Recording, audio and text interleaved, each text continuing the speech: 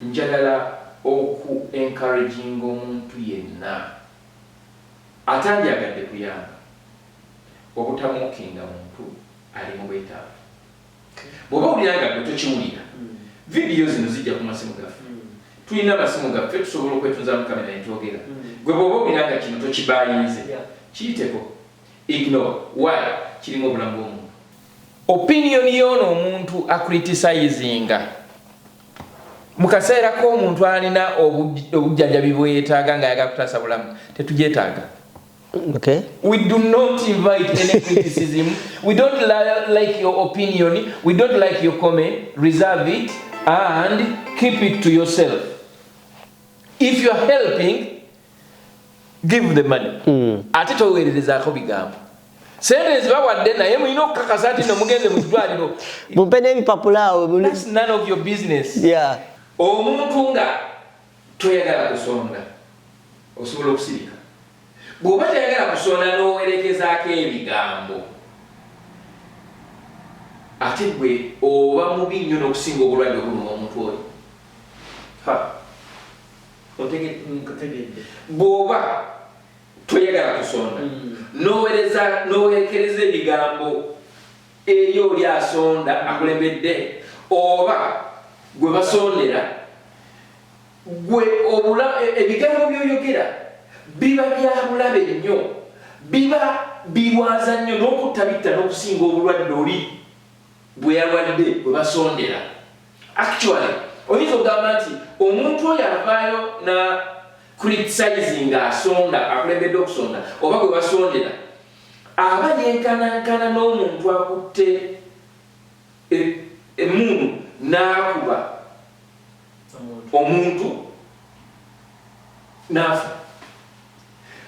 Kakalamu ekigambo ky'otafulumiza mu kamwako ne bwe kiba kikaawu kitya ne bwe kiba kibi kitya teri asobola kukimanya. You are watching The Answer Channel, a solution to every situation. Subscribe right now.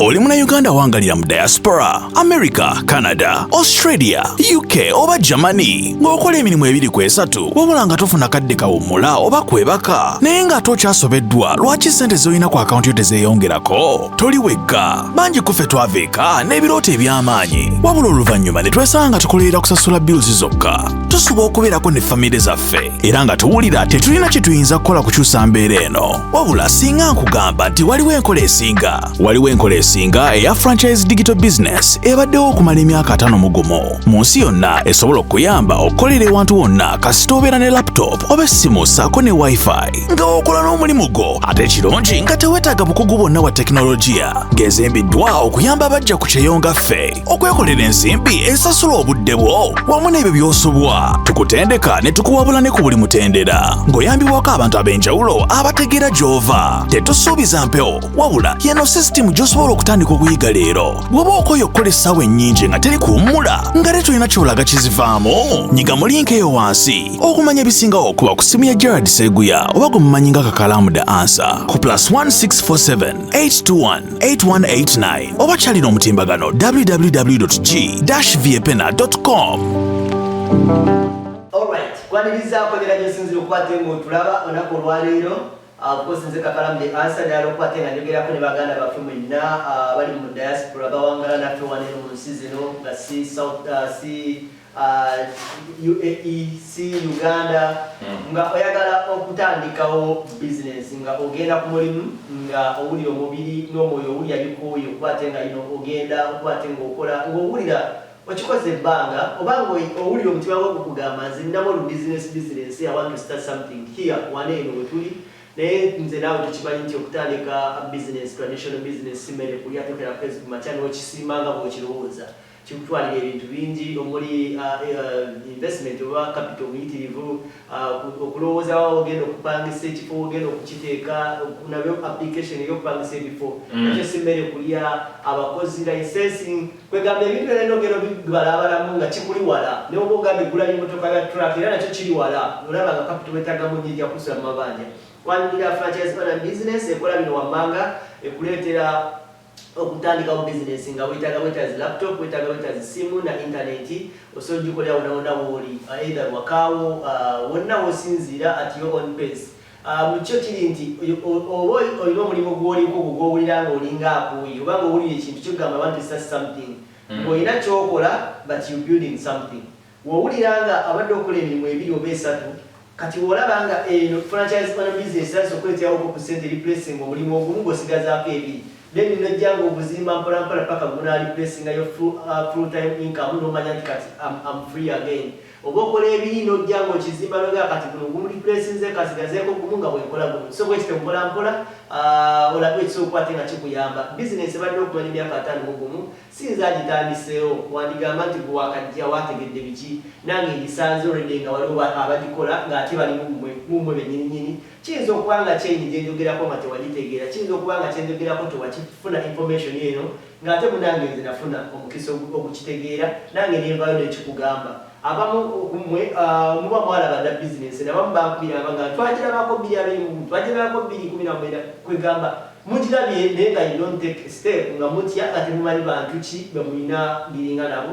I'm here namba yange esimu kweriawo nsako ne website weeri osobola okugenda free webinar training olaba ng'olina wetategedde nkubira so okukwate nga tutambula ffenna mpolampola literally tolina kyogenda kukola ntotegedde buli kimu ekigenda okugenda mu maaso byakikola nga gwasalawo gwe driver nze gaida kyoyagala kyolaba nti olina step gyotuuseeko nogaa nti kati tukole ku kino ekiddako nange kyenja okugamba nti yes tukikola naye tukikola lwa nsonga eno nga naawe okoze due diligence ne informed decision so bwe kiri tujja kuba tukwatagana mpolampola.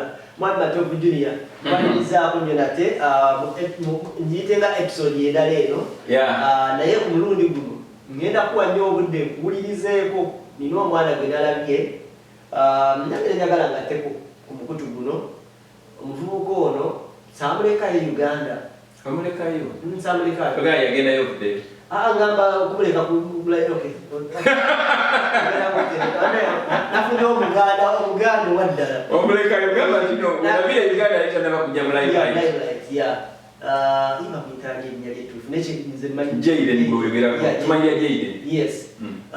Bwe twali walowooza n'akaakalago saakafeeling nga naye namuwulira nnyo ng'akoze akantu ka MTN mwinasooka owuliramu ng'ate kyantuukako nnyo bw'abanyankole bakuba nnyo logo namba ku MTN oba akakwata agamba wamunoga ikozeritya nawe kati nale ekintu nga naye nakwatanga essimu ogenda owulira omuntu atandise alo omunoga nze yankubiranga nnyo bannaaye oba yabesingangamu namba ki naye sakitegera mulisintigire mugira mulundi simumusebiri so weyogera nekinkwatako nayebigedde ekintu saamutegeera nnyo kati nanvayo kuguno omulundi simanyi Jaden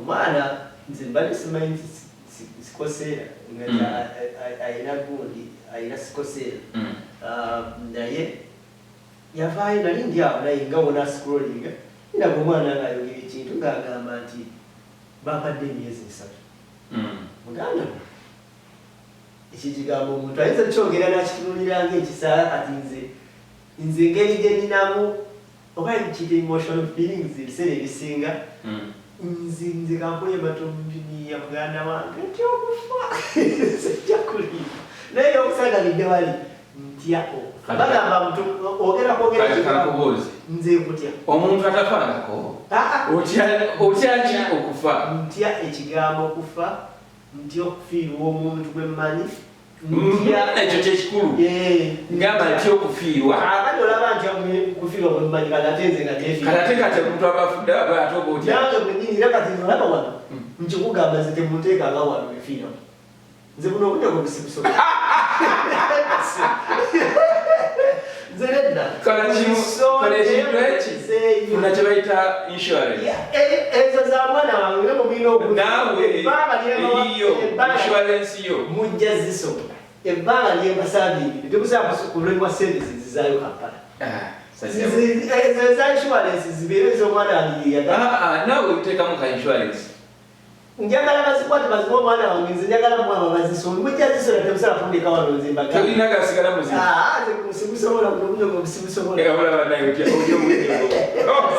simusobola nedda so nabulabye bandi nenkwatibwako naye ekinjagaza okuwa gap eno oyogere nzikiriza nti ebbanga lyamaze mawulire obaddeko mu fundraising ez'enjawulo nalabye nga option gyalina yakufundraisinga yakuvaayo kwogera ku kintu yakyogedde nga asaga literally naye nekira nekibuuminga abantu batipikingamu interest ne batandika omusondera ssente nga mission yakufuna buyambi nali sinaba kuvaayo my connection ey'amanyi ne Juliana Kanyomozi yalina mukwano gwe yali mulwadde ng'alina omwana omulwadde w'omutima Juliana nankubira nangamba I've tried my best naye nawe nyamba omwana anoonya miliyoni oba 3 kakalamu obwira sizikwatangako so natunuulira neŋŋamba neetandikako nange nenkolako kyenakola bambi nalaba omusajja ng'alemereddwa alina ekituli ku mutima anoonya ssente I believe tekyali successful ne Juliana ku following gyalina namikwano gyalina kyakugesa nekikola kimulemerero n'anoonyayo kakalamu nalaba kizitoyi kyalumbiseeko mu bulamu bwe kibeera nga gwe aspireheading guning eyo processing eyo kizito wakwenkana kira kyangu wakwenkana ki okutuukako ne kusubi erigamba nti obaoliawo kyemugoba kiyinza otuuka nga deadline eyo gye bamuwadde oba ultimatum nga tetuuse nemusetinga obulamu bw'omuntu kyanaku nti omunnayuganda asobola okufuna ekizibu ng'ekyo nga the best option is to fundraise for him or her. Fundraising ezo tezitandikidde ku Jayden. Ku CBS myaka giyiseewo bateekako akalango k'omuwala bamuyitanga Maria Goretti Nabbuto. Nina ekituli ku mutima sababu yambi bamuŋŋanyiza ssente mpitirivu nnyo. Wajjawo omwana omulala bamuyitanga Sebbanga yafuna era yajjanjabwa lwakuba simanyi bw'afaanana. Sebbanga maama we atamuzaala yamusibira mu kayumba ng'embwa baneiba bagenda omutuukako ng'alinga skeleton abantu abazira kisa ne bavaayo ne bamubudaabuda Sebbanga n'awona n'afuuka omusajja naye oluvannyuma yafa. Tulabye campaigns ez'enjawulo ekyennaku kiri kimu nti campaign kankweyo esembayo kati ngeya my sister Nakera Aisha Nakera eyo story yali so controversial nti yalimu ebituufu n'ebikyamu naye at the end of the day gowandiise hero mu kaseera ke yavaayo n'agamba nti kakole fundraising yinza okuba nti yafuna ebirungi n'ebibi Frank Dashomba nti yatuuka ekiseera simanyi omanyi omuntu bw'abanga zine initiative nze nsooka kutunuulira kino ekyokwagala okuyamba ebirala byonna ebigirako saagala kumanya oyinza okuba wali onoonya miliyoni 3 n'ofuna miliyoni 2 kasoobera ng'otuukiriza kyewali oyagala nze bino ebiramba saagala kumanya kyova olaba nti nga sina nagenda mu topic eyo njagala oku-encouraging omuntu yenna atandyagadde kuyamba obutamuukinga muntu ali mu bwetaavu. Bw'oba owulira nga tokiwulira vidiyo zino zijja ku masimu gaffe tulina amasimu gaffe tusobola okwetunzaamu kamera netwogera gwe bw'oba owulira nga kino tokibaayinze kiyiteko ignore why kirimu obulamu bw'omuntu ate gwe tomanyi ayinza n'okubanga agamba nti bampadde emyezi 3 naye nga n'okuwera tegiwera singa aba tafunye operation eyo. Nyina omukyala bamuyita Lukia eddala ndyerabidde oba yeyali Lukia nerabidde eddala she was a captain oba nakati akyali mu magye ga America nga nkyakola ku Radio Sapiensia yajja ne initiative y'okuyamba abaana ba sickle cells era ffe nga Radio Sapiensia ffe twatandika okumuwanga omwagaanya okwogera ne audience abantu bategeere sickle cell bulwadde gye buli ate busobola n'okuwona kasita omuntu afuna kyewandise proper treatment naye expensive nnyo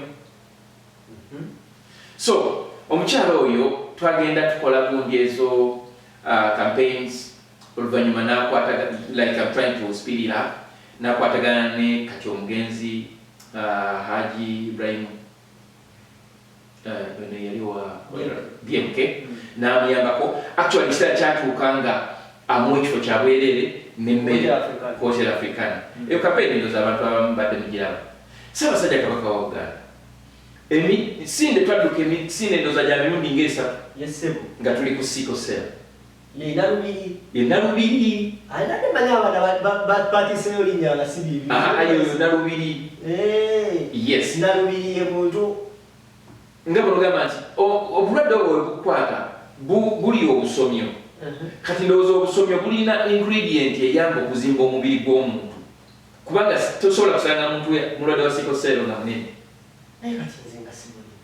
asiganye nti nno obutono bwe bulaga nti oli mulwadde wa sickle cell kyekugamba kizibu okusanga omuntu nga mulwadde toli mulwadde kati osobola kusanga bajjo ne baga nti bajjo mulwadde wa sickle cell omunene yetalwala tenkugamba nti bw'obanga obulina mu mubiri gwo bulina engeri gye bukunuuna ne bukunafuya ne bukuggyako omubiri oba kitegeera kizibu okufuna sickle cell ng'olina emyaka 2 oba myaka 3 ozaalibwa olina it's like a passed on disease mbadde kulaga nti no campaigns z'okusonda zibadde zijja zibeerawo era abantu bangi basondeddwa abamu bafunye abamu tebafunye naye ekizibu ky'omuntu akulembedde campaign bamulabira mu biti bibiri most especially mu kaseera kano nga ketulimu bamulaba nga ayagala okukola ssente era ne bamulaba nga akozesa omulwadde victim as a play nga mulagala eddobo okusobola okufunirako byagenda okufuna ndi musanyufu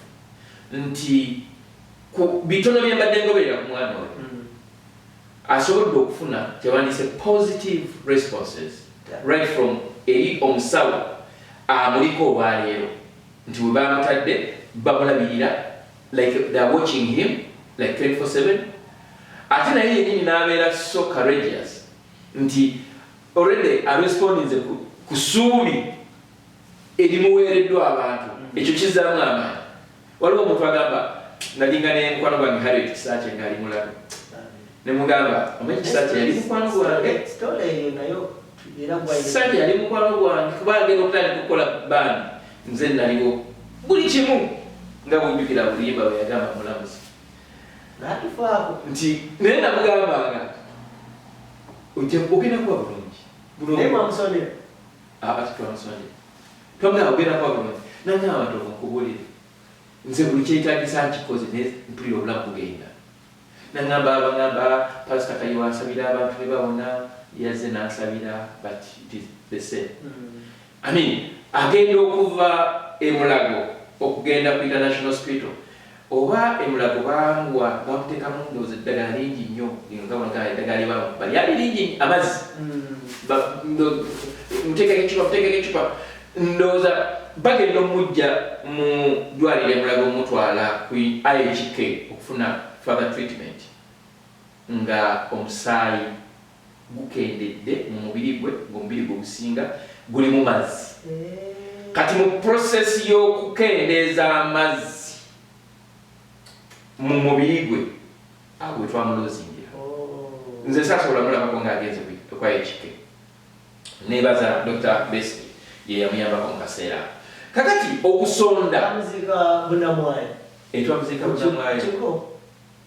ku church nasanga ndagenda ko baratira n'inzunze kola kyeyo n'omusanga ne bandagayo entana nyinga ate nayo na story ndijikuwa kwa ya mama nze ngatanaona kulwala nanganza byange ebyokunziika Bunamwayo sebo gwa kweteri kama edami yaba nesi jafira omwana byonna yayogera mulimba lw'omulamuzi simanyi nangeri gye yaluyiyamu kakati okusondera kya muntu okusonda kiva eri mutima gwo obutasonda si kyabuwaze okumokinga sonda oba asonderwa oba akulembeddemu okusonda kyekikyamu.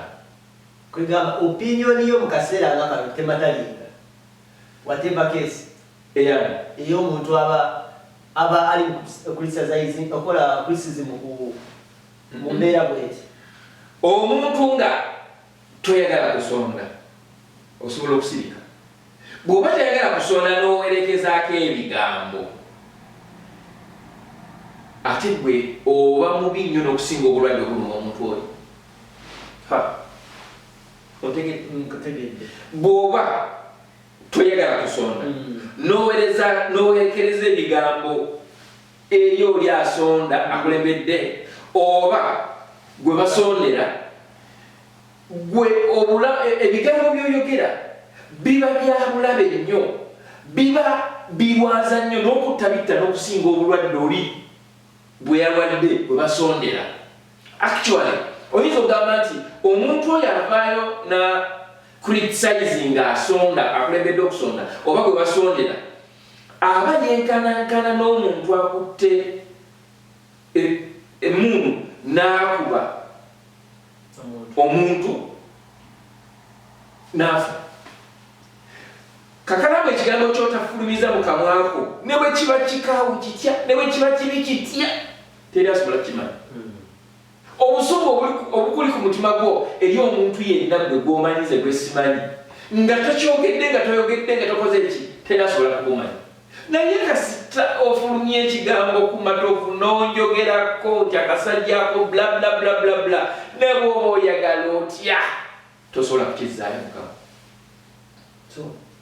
So oyo yenna awulira nga takiwulira tusonze kampeni zinezijja noga ensigera nibeera. And you don't make a comment.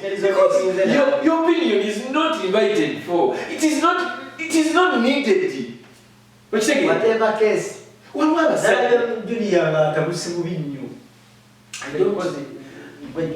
don't want to give time to waliwo ekintu kyowa importance nga tekyetaaga importance. Omuntu mu bulamu bwo amanyi nti taswala nkwegayiridde tomwesemberezanga. Oli agamba nti nze siswala. Omuntu oba ngame oyo mwana alina obuzibu bambi alina obuzibu ate yeetaaga obuyambi. Nakugamba oba nali ku channel eno nemuga nti the best thing omwana oyo kyeyandibadde akola yandibadde ava e Kampala nafuna scholarship nasoma nagenda oba mu America nasoma oba nagenda mu Sendala nasoma. Naye kati this urban excitement gyabeera munabeeraawo ne bamuwaana ne bakola ki omuntu asobola okuwaana munanze kakala mukugwe kwe siva nze byonna byokola binnyumira oba okoze otya naye nga takwongerako. Kati ngenda muwa message eneera wadde bwegitwala wadde bwekutagitwala kubanga era newemba sigimuwadde byonna byabadde atambulirako obulamu sinze mbadde mbikola sinze mbadde mbimuwa. Omwaka guno bwe tumalako gubaddemu ebyokugezesa bingi ebyobulamu bw'omwana we bingi. Omwaka oguwedde taata we simu yafiira. Omwaka oguwedde taata we mwe yafiira. Omwana yenna most especially omwana ng'oli mulenzi bw'olema okukula nga kitaawo afudde ng'oli above 18 ensi yeba ejja okuwuza. Kitaawo abanga teyasobola kukuteeka mu kifaananyi abantu kye bakwagaliramu oba kye bandibadde bakulabiramu yakulemererwa n'akulekera ensi ekwekolereko. Kati bw'obanga oli above 18 nga tosobola kukula mu bwongo obwo ng'olowooza nti everything is at your mercy oba nga banoga nti nze emmeezi eyo nebwegirinyako nenjasa oli baba wange talina kyajja kunkola ogenda kujasa oyase n'eri oyase eyokusatu agaye nti nviira and you will never come back.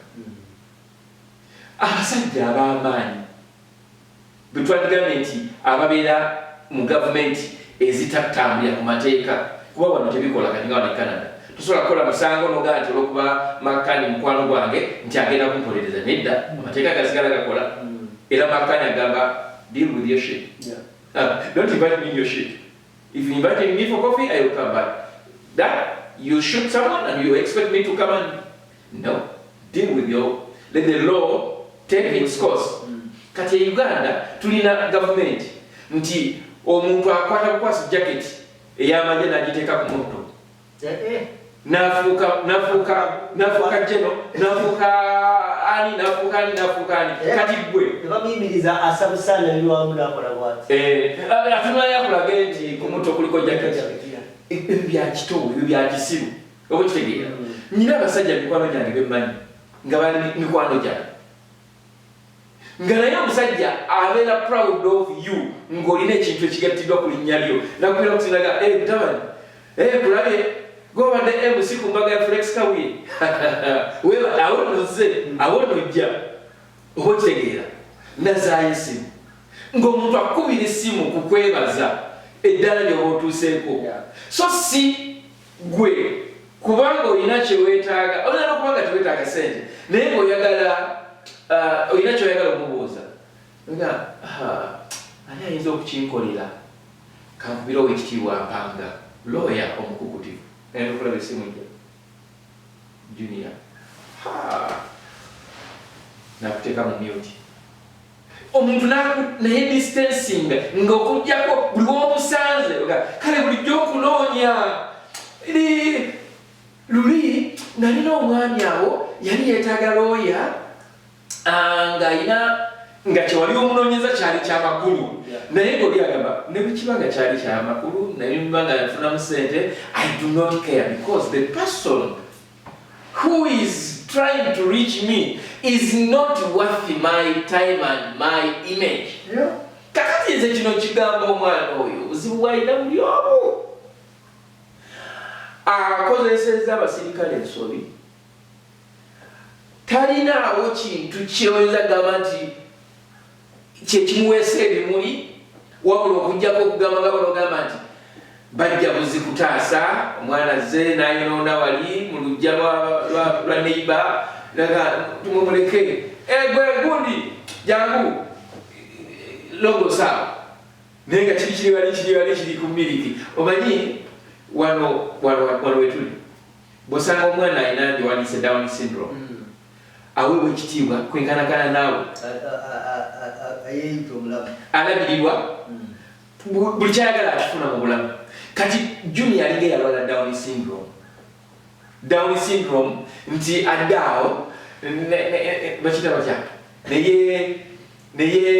neyekolakola obusolosolo nosanga abasajja abakulu abategeera nga Dr. Mondo Mugisha ng'amuwaana okitegeera naye nga oli pasita nze pasita Mondo Mugisha mukwano gwange mwagala nnyo yali ayagala nnyo abaana bange ng'era buli omukyaza ayinza okugamba tugende ffenna bali ku supermarket abaana batwalira amata abaana batwalira omugaati leka yongeremu nekiri ogenda okukakana nga agulidde ebintu ku lw'abaana bya mitwalo ng'etaano oba mitwalo 7 oba mitwalo 10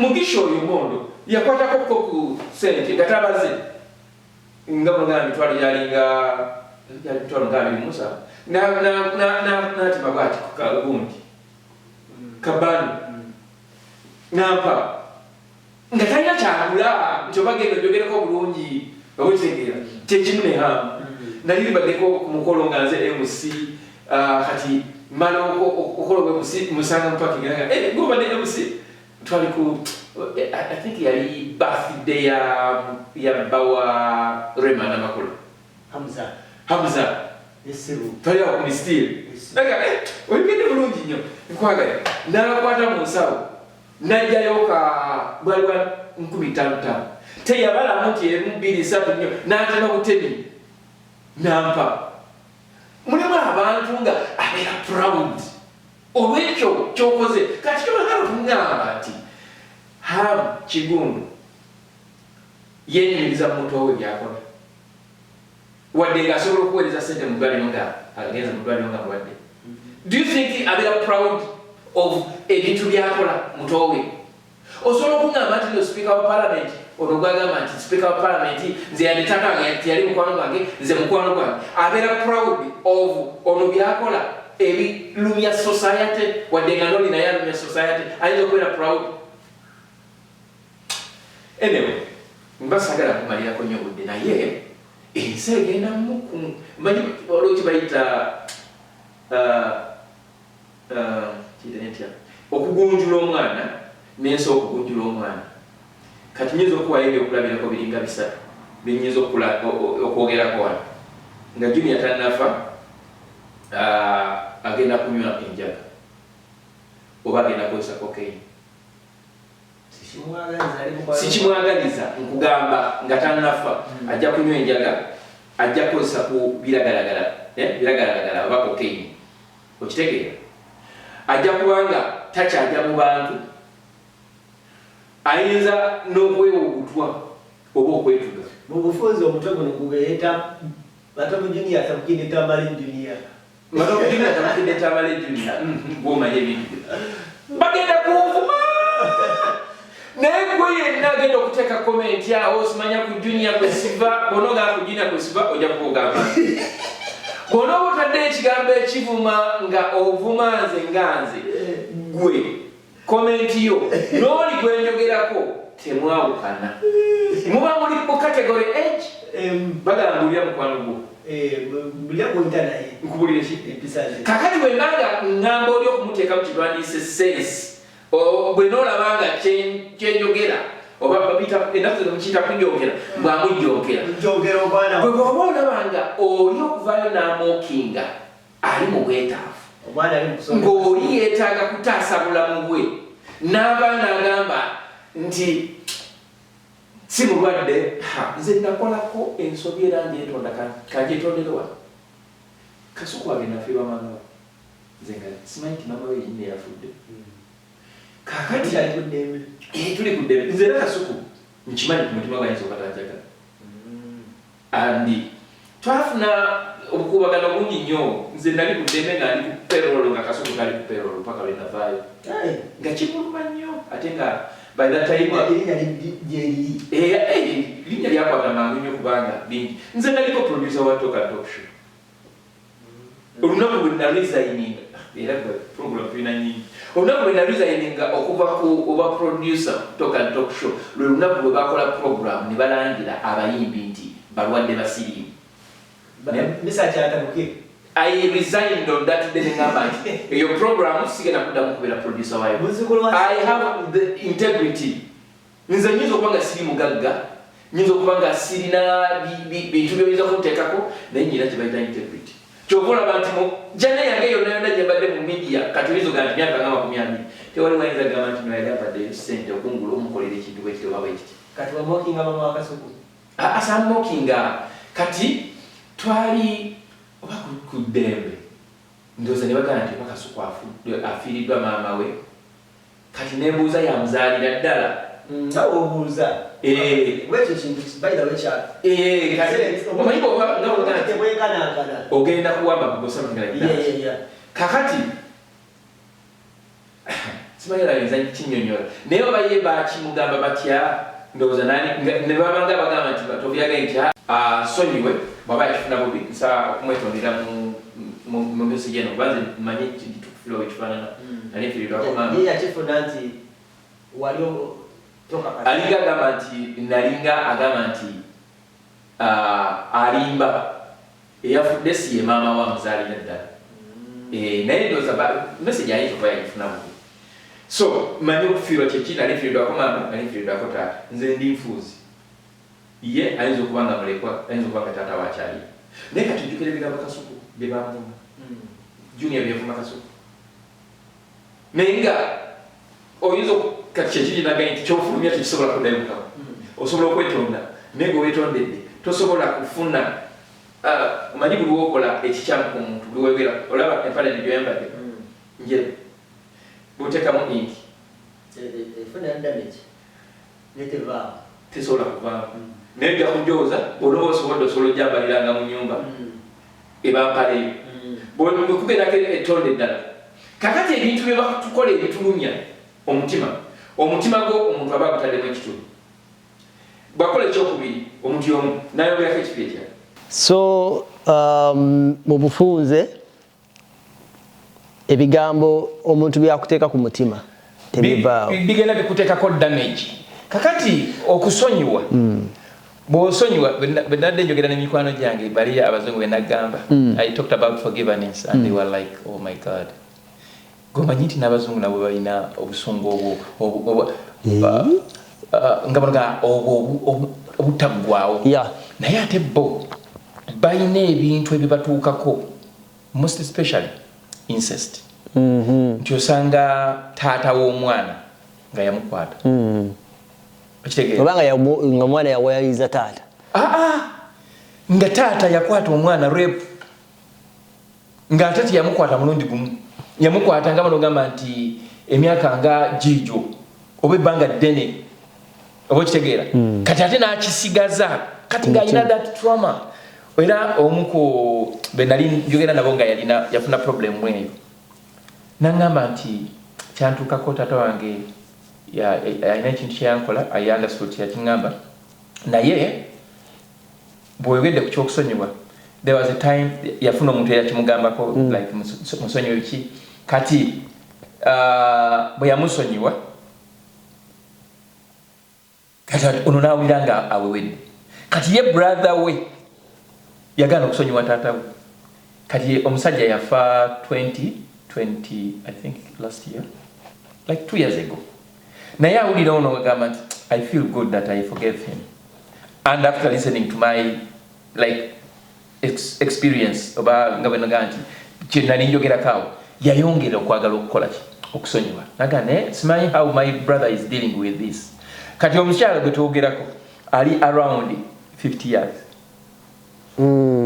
oyo ali around 50 years nyina katasonyiwa ye yasonyiwa ne brother we tanaba ate brother we ye mukulu ali around maybe 50 something years kati osanga omuntu ng'alina ekintu kimubadde ku mutima ebbanga ddene nga naye takola ki tasobola kusonyiwa kati omuntu asobola okwogera ekintu ndoga nti buli gy'onaanjagaliza kufa abantu bagenda ne bateeka okubalaata ne bakuteeka mu bulamu bw'abannaabwe kakalaamu bw'obanga sigwe mulwadde oli bwakugambanga nti ndi mulwadde tomubuuza nga tokoze abantu ffe tumanya bwe tusula osanga omuntu kati nga bwe twogedde ku omugenzi medica gwa yava ewaka bulungi nnyo tiyalwala waliwo abasajja n'abakazi nga yali amaze emyezi 8 ng'ali ku kitanda ali mulago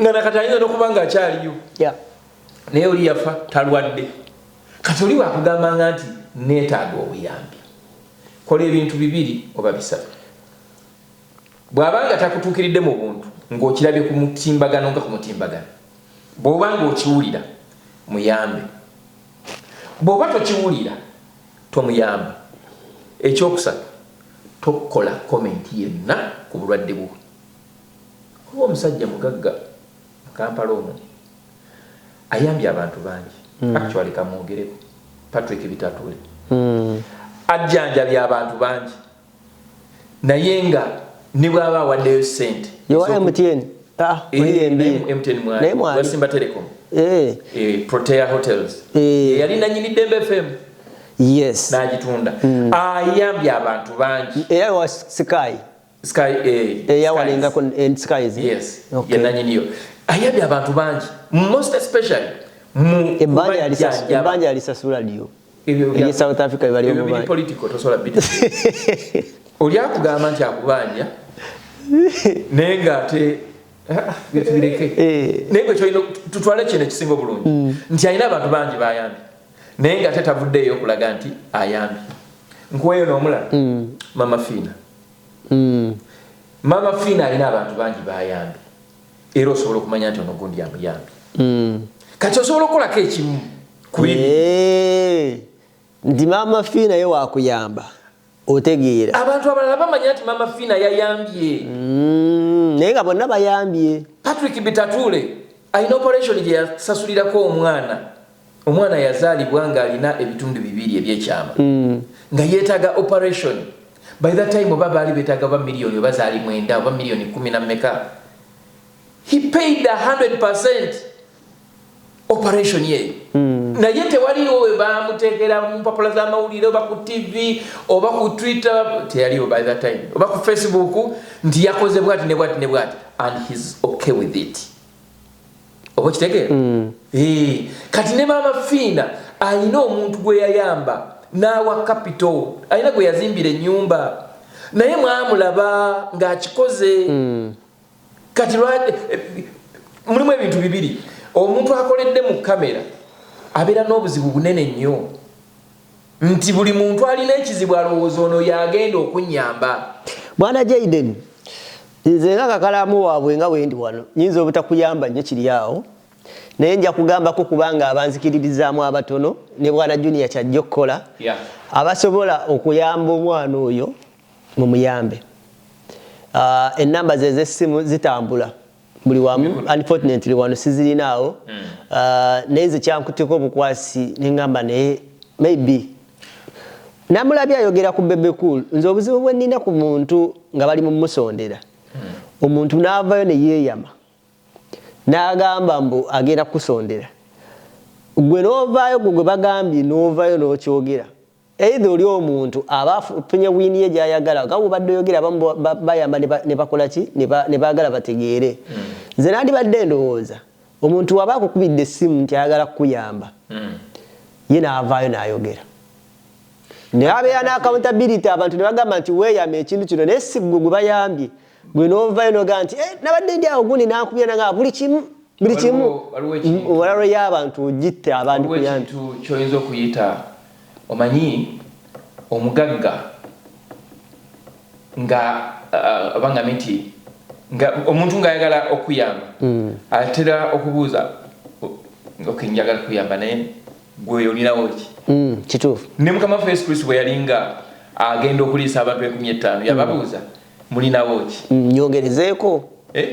Tulinawo ebyennyanja bina n'emigaati wegiti mubireete mubiteeko wali. Bwe bagenda ku mbaga y'ekaana nebaga omwenge guweddewo, waliwo amatogero mwe baasenanga omwenge naga mugajjuza amazzi, oteeka okubako nekyokola nekyolinawo. Kakati nze ndowooza bwe nti opinion y'ono omuntu acriticinga mu kaseera k'omuntu alina obujjanjabi bwe yeetaaga ng'ayagala kutaasa bulamu tetugyetaaga. Okay. We do not invite any criticism. We don't like your opinion. We don't like your comment. Reserve it and keep it to yourself. If you are helping, give the money. Ate toweererezaako bigambo. Sente zibawadde naye mulina okukakasa ati no mugenze mu ddwaliro. Mumpe n'ebipapula awo. That's none of your business. Yeah. Kati I'd rather go with the person akutte sente n'ateekayo oba ataddeyo kitono oba atawaddeeyo. Okitegeera? Nalabye ne hamu yawaddeyo ba miliyoni 5. Yes, tumwebaza. Naye olowooza kati Bebe Cool, omwana ono ogamba nti Bebe Cool yaŋŋambye bw'ati. Aba ayagala kuzzaamu omulala ayagala omusonderako amaanyi. Bw'otyo bw'okiraba. Naye ate waliwo abakiraba nti kasa Bebe Cool azina. Wuuyo ajidde mu kaseera nga bagaba akabasimbulwa biliyoni 4 oba biliyoni mmeka. Kati omuntu abeera n'agamba anyway Bebe Cool kakikuttemu kanesigaliza kange wano. Kankubuulire kino kankikolere Jaden. Mukama Katonda nsaba omwana n'amuwa obulamu. Amiina. The greatest shame of the year in 2025 nga tuli mu campaign z'okutwala abakulembeze mu State House nupu njijjemu njitadde bbali. The greatest shame of the year kwe kulaba Museveni ng'akwata ebikutiya bya ssente abiwa abayimbi okumuyimbira ku campaign za okudda mu bwa president after 40 years nga tulina omwana afa. Ne Babu yafa, mtabani wa Babu. I'm telling you this. I'm saying this. The greatest shame of the year. Kati webuuliza ba presidential advisors bakola ddi. This is a person who is in the limelight. Alabisa. Sikulabisa nti nagenda kujja konkone ku State House kuba tebajja mukkirizayo. But the moment he comes in the light, n'agamba nti, hey, I need emitwalo ena egya $. Actually abate yetagala emitwalo ena. Yetagala emitwalo 10. Kubanga after the operation, what happens next? Emitwalo 10 egya $. Bwe bukadde ebikumi 3 nga mu 6 eza Uganda. Oyo omwana omukwatira miliyoni 400. Anita Amongo sente ze babbye okuvayo obuvina agamba nti Jayden mu ddwaliro nali agendamu gavumenti ya Uganda n'omuntu agenda omujjanjaba ne caretaker. What? Gavumenti ya Museveni tebakyalowooza. Ojjukira mutabani ojjukira bebe kulu okuvayo n'agamba mpa empapula kola ki at least yakoze ekyakozeeko akoze ngamenti abadde alina amaaso gwandigambe nti agandibadde galina okubeera ne minisita wa health. Kati minisita wa health ali mu kunoonya kalulu. Waliwo omwana ali mu limelight. Jayden oyinza ogamba nti si ye muntu abadde awo nti no badde muyimbi. He's just an influencer. Naye ate si ye muntu goyinza okugamba nti no tamanyiddwa. Abantu bonna bamumanyi. Era Katonda n'amala ava mu gavumenti ya Museveni omwana oyo n'afa. Abantu bagenda kubanyigira. Naye sebo ojjukira Cedric yafa wano mutabani wa Babu. Cedric yafa. Okimanyi naye yalajja nti agalayo sente mu ddwaliro. Ati kakati kyenkugambye. Ate nga yali abya ne Muhoozi ne Museveni nga takonkona. Bazimuwa. Tebazimuwa. N'afa.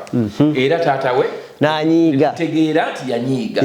Kakati bwe kiba nti nno ye campaign yaabwe ey'okutta abantu olw'okuba nno si baggwanga limu nabo, ekyo nakyo tujja kukitegeera. Nkugambye kino nkikoledde Jayden. Gavumenti ya Uganda bw'ebanga tesobola kuteekawo kye bayita infrastructure esobola okukola ekintu ekyo ku mwana ng'erina kumusindika India okukolebwako, he is the greatest shame of the year. Amini Obote eddwaliro ly'e Mulago baalizimba mu myaka gya 6. I think it was 1964. Is it? Myaka egyo nga abagundi abafuzi b'amatwale banaatera okukola ki? Okugenda. Kitegeeza awo baali bagenzi. Kubanga twafuna independence 62? Yeah, 62 tufuna independence. Batuwa ekirabo ndowooza batuwa ddwaliro. Okay. Maybe I need it's time to be collected. Nechi njagala okulaga bwe kiba nti mu mwaka gwa 1996 n'ebigwamu bazimba Mulago. Nchidemu mu myaka gya 1996 bwe kiba nti bazimba Mulago ne bazimba Masaka Referral Hospital ne bazimba Gulu Referral Hospital ng'olunaku olwaleero facilities eziri e Mulago, abasawo abakolera e Mulago, abalwadde abalwalira e Mulago, nga mu myaka egy'enkaaga abalwalirangayo babeeranga mu bulamu bulungi okusinga abalwalirawo olwaleero. Nga Museveni bw'aba azimba amalwaliro azimbanga bw'olaba Kiruddu lyotasobola naga nti lituuka wakati wa Mulago. Kitegeeza nti Uganda yazingibwa neziikibwa, Kyagulanyi jjajja embendera ya Uganda n'agiziikula. Akumata kumira mpeera. Otandika ebyobufuzi nga weepankapanka.